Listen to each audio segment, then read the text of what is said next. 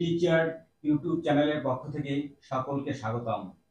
আজ আমরা ঋগ্বৈদিক যুগের কিছু প্রশ্ন সলভ করব।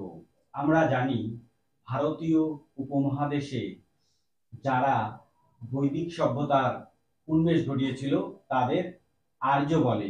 বৈদিক সভ্যতাকে দুই ভাগে ভাগ করা যায়, ঋগ্বৈদিক সভ্যতা ও পরবর্তী বৈদিক সভ্যতা। ঋগ্বৈদিক যুগ ছিল 1500 খ্রিস্টপূর্বে শুরু এবং 1000 খ্রিস্টপূর্বে শেষ হয়েছিল, এবং পরবর্তী বৈদিক যুগ শুরু হয়েছিল 1000 খ্রিস্টপূর্বাব্দে এবং শেষ হয়েছিল 600 খ্রিস্টপূর্বাব্দে। আমাদের প্রথম প্রশ্ন হচ্ছে, ঋগ্বৈদিক যুগের প্রধান আর্থিক কার্যকলাপ কি ছিল? এখানে সঠিক উত্তর হবে পশুপালন।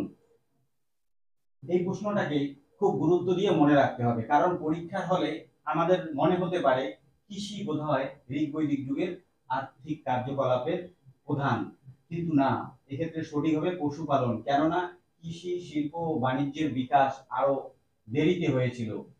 ঋগ্বেদে, দ্বিতীয় প্রশ্ন, ঋগ্বেদে সর্বাধিক উল্লেখিত দেবতা কে? অগ্নি, ইন্দ্র, বরুণ, সোম।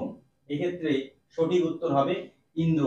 ইন্দ্রকে সব থেকে বেশিবার উল্লেখ করা হয়েছে। ঋগ্বেদে মণ্ডলের সংখ্যা হলো 9, 10, 11, 7। এক্ষেত্রে সঠিক উত্তর হবে 10।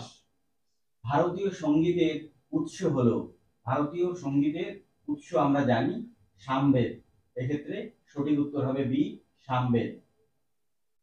বৈদিক যুগে চিকিৎসককে বলা হতো অগ্ন, অয়স, নিষ্ক, ভীষক। এক্ষেত্রে অগ্ন হবে না, কারণ বৈদিক যুগে গাভীকে অগ্ন বলা হতো, গাভীকে হত্যা করা যেত না, তাই অগ্ন বলা হতো। অয়স বলা হতো লোহাকে। নিষ্ক ছিল এক ধরনের মুদ্রা বা অলংকার। এই নিষ্ক বিনিময়ের মাধ্যম হিসেবে ব্যবহার করা হতো। এক্ষেত্রে সঠিক উত্তর হবে ভীষক। বৈদিক যুগে চিকিৎসককে ভীষক বলা। পরের প্রশ্ন হচ্ছে, বৈদিক সভ্যতা হলো গ্রামীণ, নগর কেন্দ্রিক, মিশ্র সভ্যতা, কোনোটি নয়। এক্ষেত্রে সঠিক উত্তর হবে বৈদিক সভ্যতা ছিল একটি গ্রামীণ সভ্যতা। পরবর্তী বৈদিক যুগে নগরের আবির্ভাব হয়েছিল, কিন্তু মেইনলি বৈদিক সভ্যতাকে গ্রামীণ সভ্যতা হিসেবেই ধরা হয়ে থাকে। বৈদিক যুগে জনপ্রিয় খেলা ছিল, কোন খেলা জনপ্রিয় ছিল? দাবা, পোলো, মল্ল, পাশা। আমরা জানি বৈদিক যুগের বিনোদনের অন্যতম মাধ্যম ছিল এই পাশা খেলা। পাশা হবে সঠিক উত্তর। সোমাপা কোন দেবতাকে বলা হতো? সোমাপা বলা হতো দেবতা ইন্দ্রকে। কেননা দেবতা ইন্দ্র অনেক সোমরস পান করত। সোমরস হচ্ছে বৈদিক আর্যদের এক প্রকার উত্তেজক পানীয়। এর উল্লেখ রয়েছে